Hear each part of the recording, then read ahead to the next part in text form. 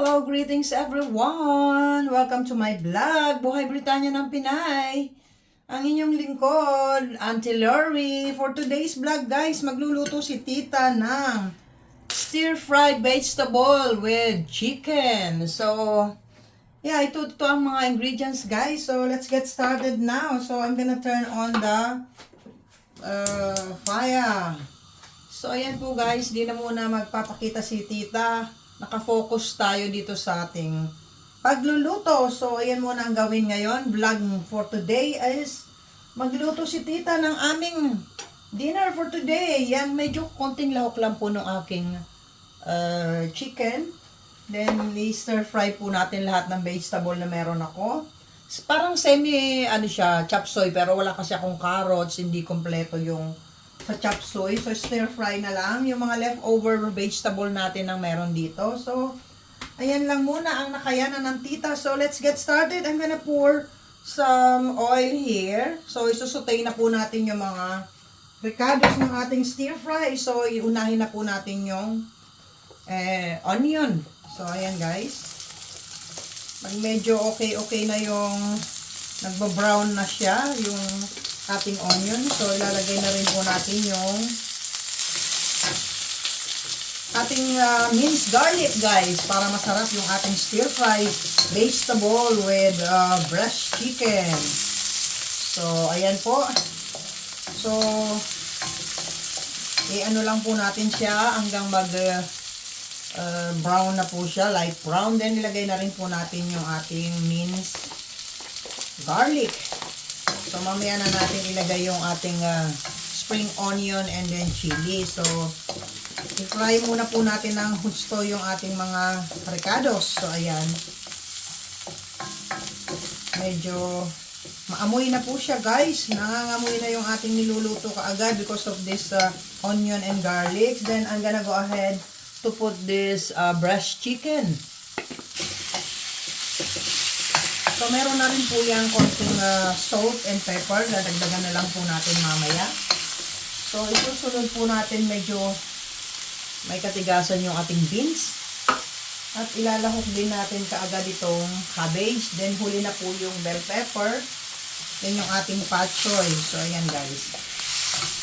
Pag nag-iba na po ng kulay yung ating breast chicken, pumuti na po siya lahat. So, ilalagay na rin po natin itong na-slice natin na beans. So, ayan. Sangkutsa na po natin lahat para talagang lasang-lasa na po ang mga ricado sa gulay. So, ayan po. Keep stirring lang po ang inyong lingkod, guys. Ayan. And shout out po pala sa ating mga subscriber at saka yung mga tawag dito, extended friends ko dyan, guys, sa aking pag-live stream chicha. So, ayan, shout out sa inyo. Hello! It's me, your Auntie Lori. Cooking time. So, yes. So, pwede na po natin ilagay yung ating cabbage. Gulay overload. Para medyo healthy naman tayo, guys. Medyo nahihirapan ako halo nitong wood. So, gawin ko, palitan natin yung ayan.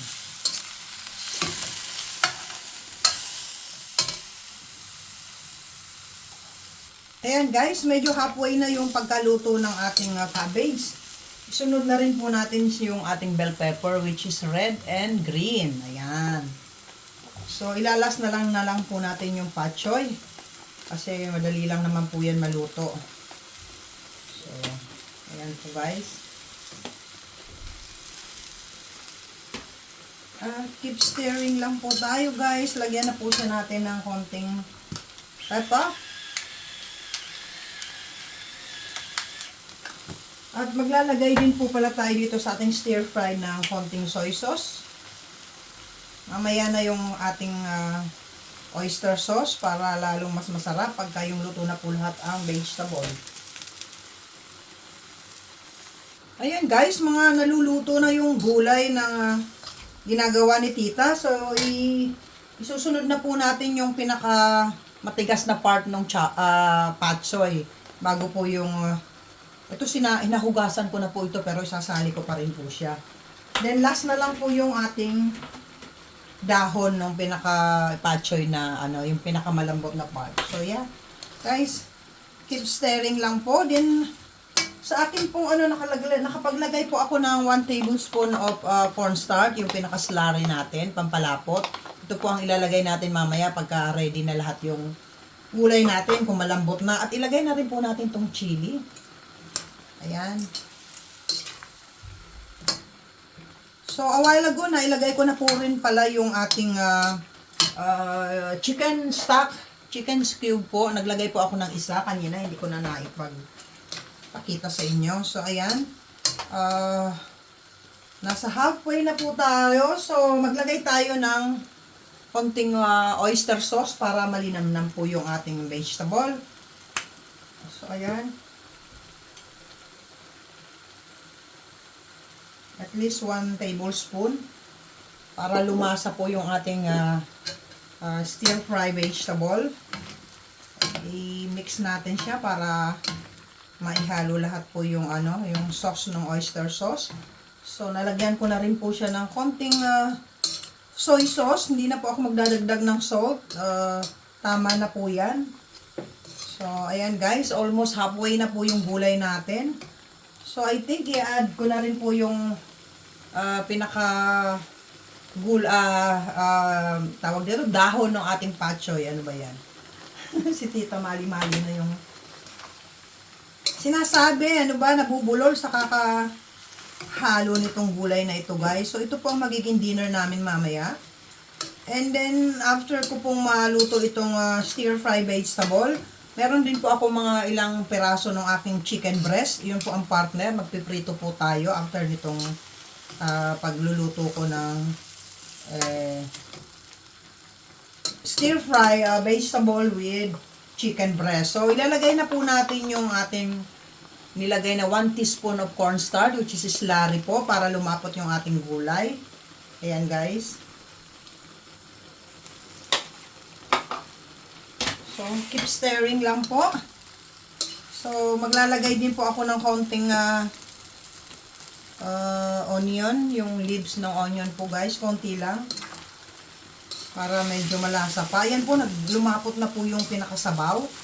So, ayan, konting ano na lang po minuto, then luto na po siya guys. Ayan na po yung ating nagiging finished product nitong ano natin, stir fry vegetable with chicken breast. So guys, luto na po yung ating stir fry vegetable with chicken breast. So, ilalagay na po natin sa ating Pyrex para ready na yung ating gulay. So, at isusunod na po natin yung pag-fry ng chicken breast. So, ayan guys. Ayan po siya. Ilalagay na po siya natin dito sa ating Pyrex na to. So, wala po siya masyadong sabaw. Ayan. Guys. At isusunod na rin po natin yung ating ipipritong breast chicken. So guys, na-marinate po natin yung breast chicken ng pepper, salt, konting turmeric, at saka nalagyan ko rin po ng konting lemon. So, ayan, ipa-fry na po siya natin. Partner ng ating stir-fry mixed vegetable.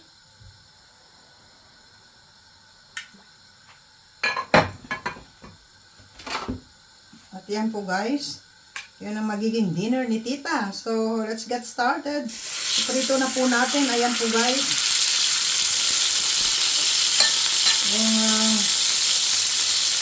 Masarap din naman po sa gulay yung meron tayong partner na prito. Ayan.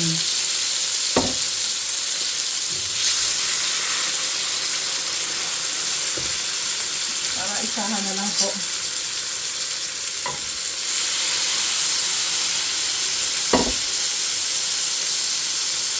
Maglagay po tayo ng konting garlic. Ayan. At meron din po ditong tawag dito yung onions po na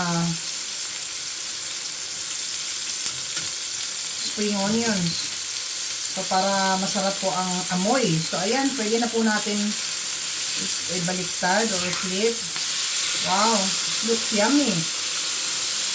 So, ayan. Ayan po. At magdagdag na lang tayo ng konting pepper pa para mas lalong malasa yung ating chicken.